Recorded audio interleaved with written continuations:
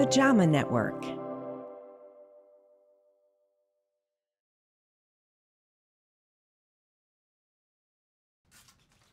At 71, Mary Foster lost her parents at an early age. They both had high blood pressure and died of a stroke. I think back on my mother and my father and my family history, so I have to still keep, my blood pressure on a control level. New guidelines recently changed recommended blood pressure targets for people over age 60. The previous goal, less than 140 over 90. The new goal, less than 150 over 90. In the past, adults with diabetes and chronic kidney disease were recommended to have a blood pressure of less than 130 over 80.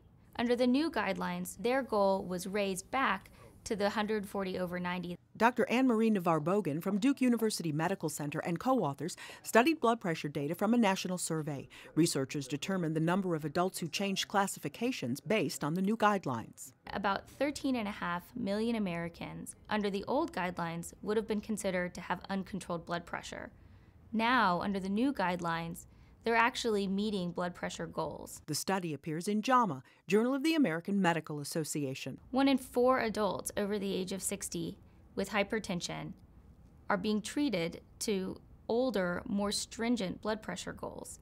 These adults may now be eligible for either reduced therapy or different therapy. The guidelines are somewhat unclear about how these patients should be treated. Many experts fear that raising the overall blood pressure level in this group may cause harm and increase the rates of things like stroke and heart disease.